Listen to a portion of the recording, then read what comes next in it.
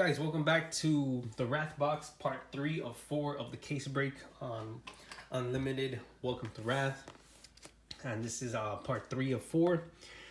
And let's see if we can pull ourselves the first legend, as I don't own any legendaries at the moment for those equipments.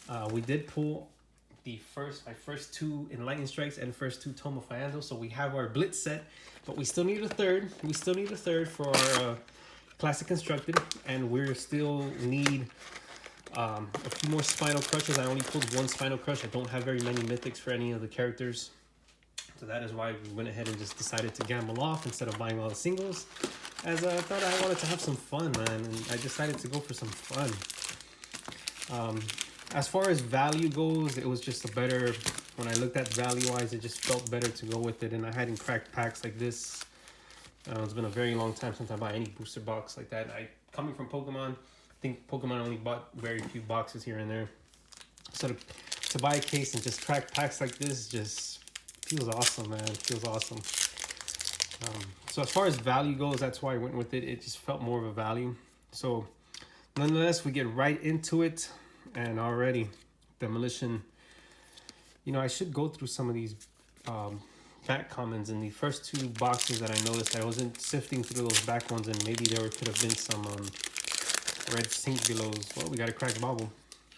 Some red sink belows back there.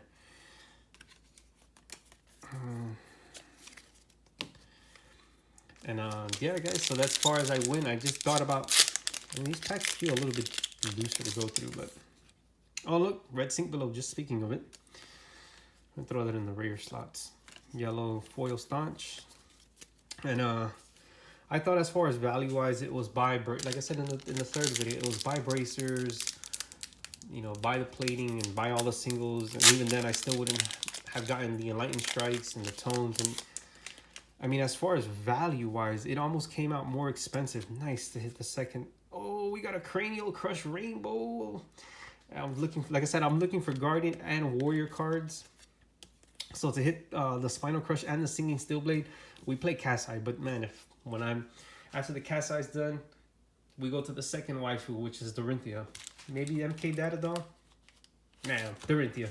And I'm also trying to look for all of these Guardian cards. That's the next target for Classic Constructed.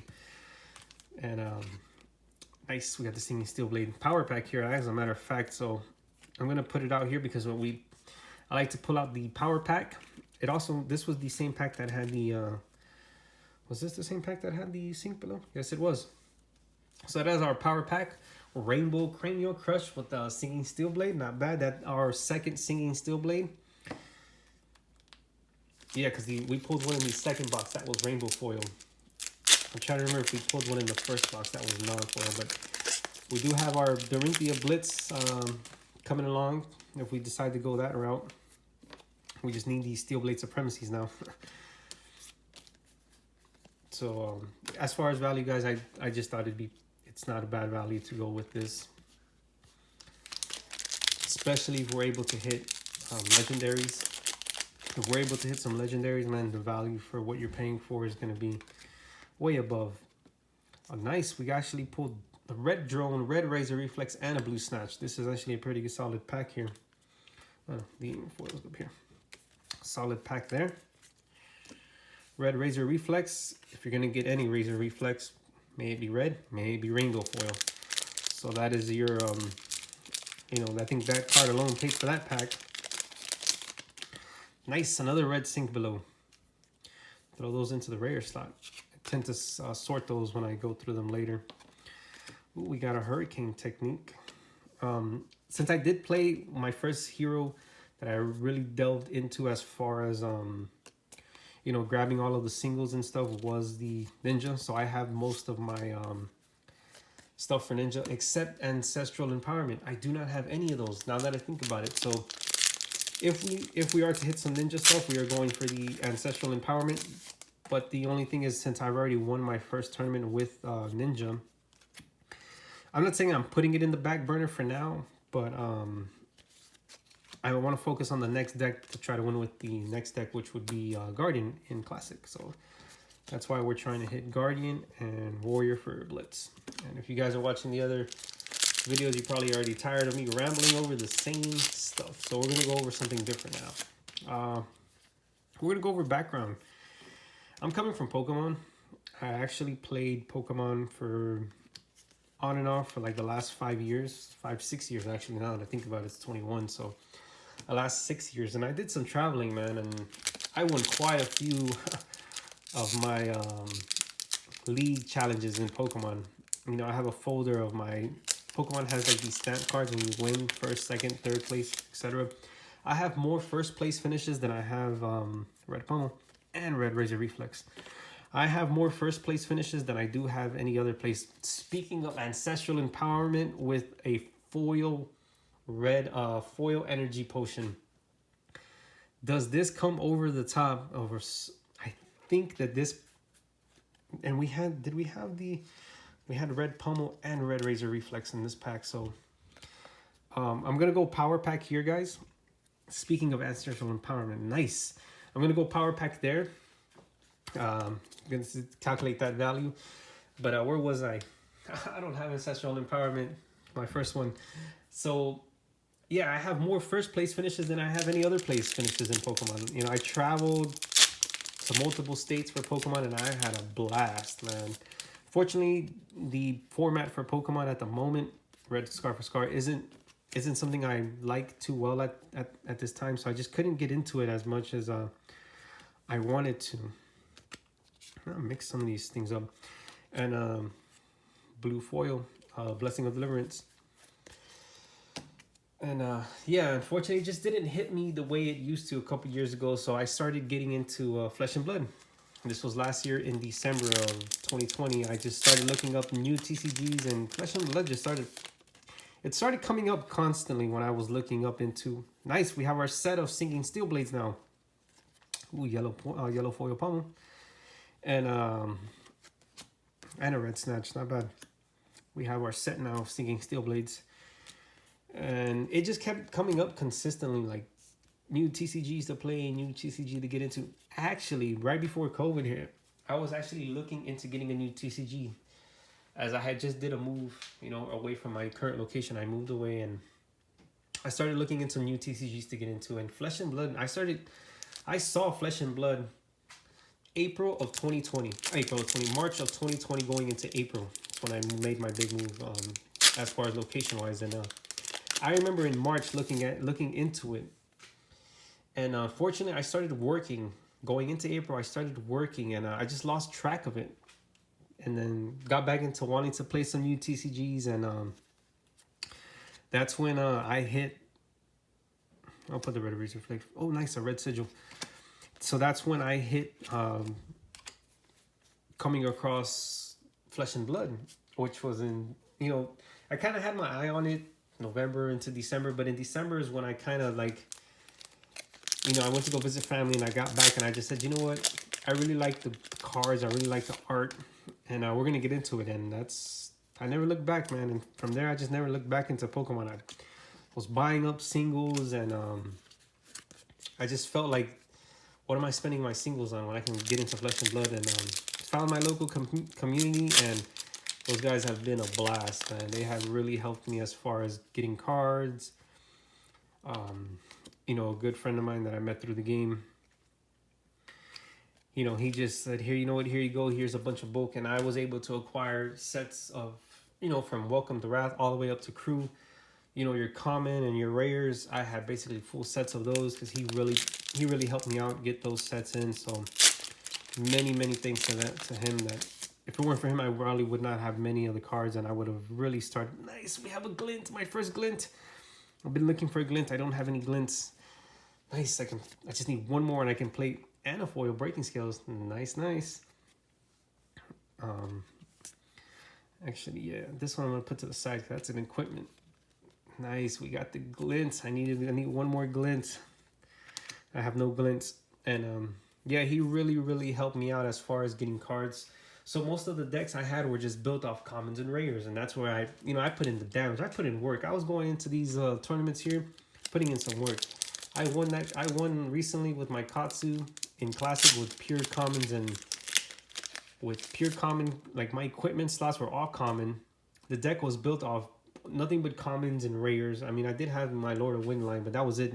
Had no enlightened strikes, and still, you know, I was putting in that work to really try to win with it. And even the list that I had, time snap, even the list that I had, I was able to win with that list and take my first win with just a bunch of commons and rares. I did have the Lord of Winds, but you know, it shows that this game, you can win with those cards. In Blitz, I want to say the equipment does play a bigger role, especially when it comes to blocking.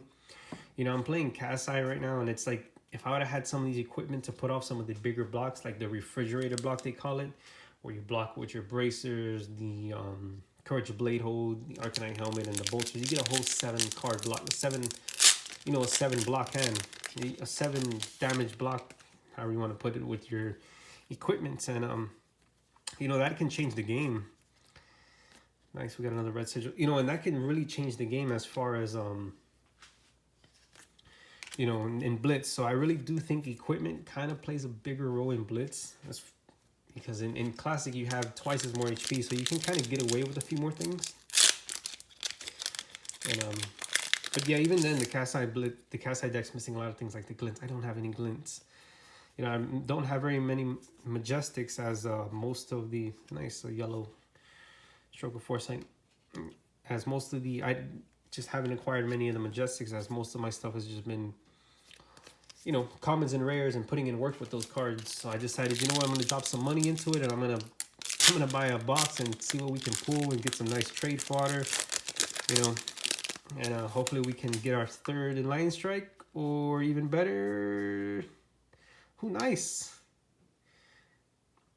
You know, this thing almost looks cold foil, man. Like, you can't even tell.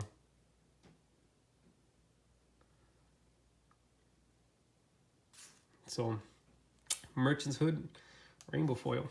It's our 2nd rainbow foil equipment. Oh, look, I didn't even notice we got a Remembrance. My 3rd set, I actually had 2. Same guy that actually gave me all of the bulk actually gave me 2 Remembrance. And that's what I'm saying, like, the community is just amazing. It's a very amazing community. My local community has been just all but, you know, amazing. And I can't thank them enough for helping me get into the game. And when I'm in tournament, you know, constantly learning new little, you know, little nuances here and there, and just amazing game. And you know, I like what I'm seeing. I love the gameplay flow. Energy Potion, the gameplay flow, and that's why I wanted to get into it, because Pokemon just wasn't doing it for me anymore. Red Driving Blade, nice. Yeah, Pokemon just wasn't doing it for me anymore, and I decided to, you know, move on from Pokemon and get into Flesh and Blood. Now I know with all the COVID stuff that's happening, it's kind of difficult to acquire products, so at this moment, but we'll see how that stuff goes. Staunch Response, some Guardian movement here. Oh, wrong slot. So we're getting towards the end of the packs here.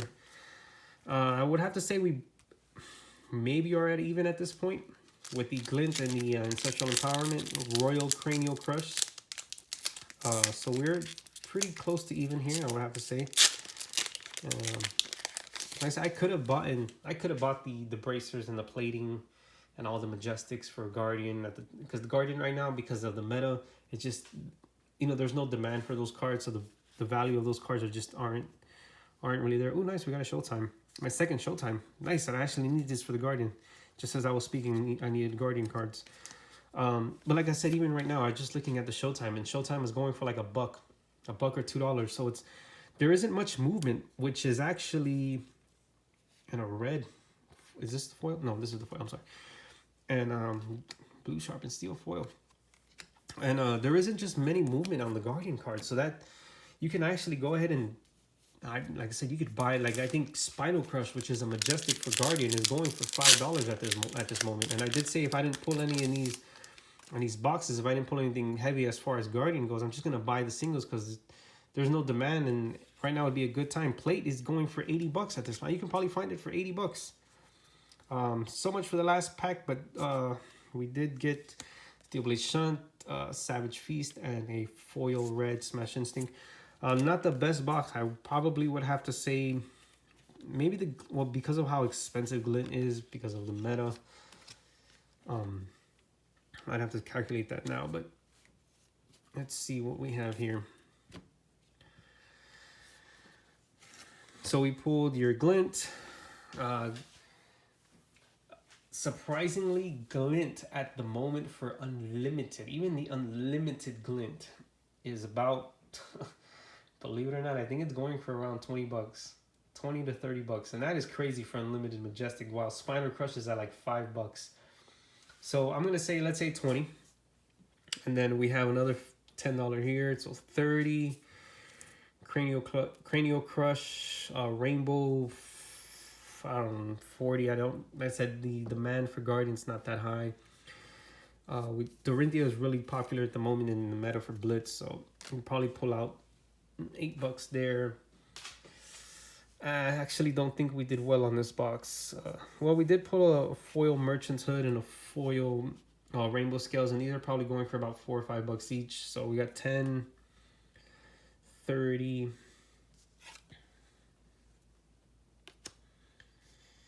40.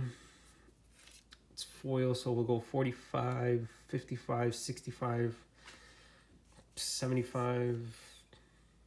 I mean 60, 66, 68, 70.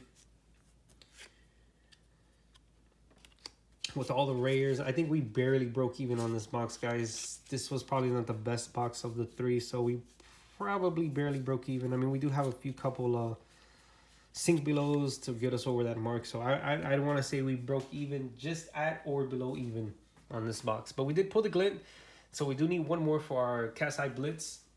But working on that, and yeah, guys, I hope you guys enjoyed. Probably a little bit under the box value, but it is what it is, and that's what you do when you take these gambles. But I still enjoy the product. I still love cracking the packs. We still got one more box to crack, and hopefully we can pull one of those legendaries in there, man. Thank you.